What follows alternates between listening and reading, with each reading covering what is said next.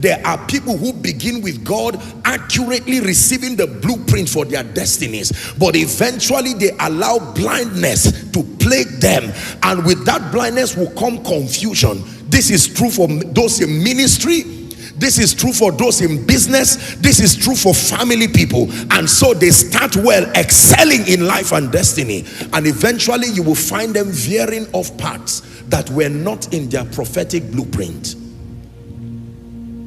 Imagine with me, ladies and gentlemen, that I ask you to close your eyes, and then I ask you to walk out of this room or to walk to your car to go home. Chances are excellent, except by divine help, you may not get there.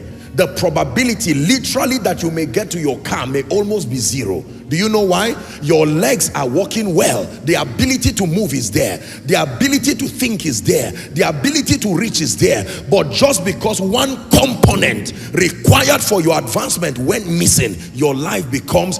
The terrible thing is that it will not stagnate you. It will confuse you and derail you until you die. When your legs are tied, even if your eyes are open, you can see where you should go, but the ability to take steps is not there. But when your legs are fine, your hands are fine, your mind is fine, but your eyes are blind, you will keep moving. Motion without direction is a risk, because you can fall into a pit. Are we together now? Yeah. So many people begin well. In fact, there are people who start from day one of their spiritual journey. They already start in confusion with all shades of blindness, and they find out that they are wasting their time, wasting their energy, investing themselves in things that have no consistency with God's blueprint for them. I'm praying for someone here tonight where you have veered off in destiny, that you are moving this way thinking it is God leading you. At the end of tonight, you will know who and what has been leading you.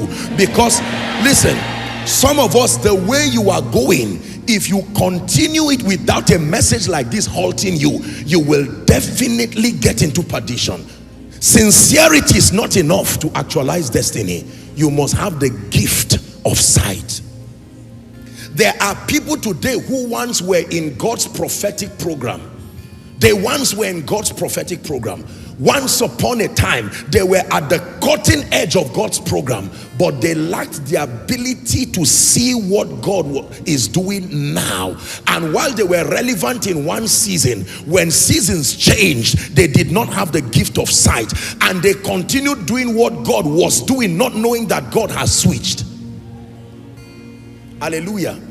And the dangerous thing is that when you are a leader, if you do not have the gift of sight, people will follow you with unbending loyalty, even into confusion, even into perdition. There are parents today who have confused the destinies of their children because they lacked the gift of sight. They did not know, like Manoah, what kind of destiny these children would have, and they began to insist on a pathway that was not consistent with God's blueprint, and the children in obedience followed them, only to discover they've wasted 30 years, 40 years of their lives and their destiny.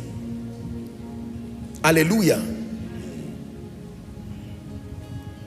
I have had the honor and the privilege of seeing people who are sincere, they love God with all their heart, but either as a result of poor mentorship or misunderstanding of the ways of God, have found themselves veering off paths in ministry, parts in business, and parts in destiny. It becomes more troubling when you have people following you in that confusion.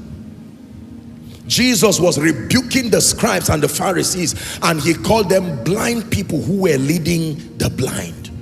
Imagine with me that a blind man is leading another blind man.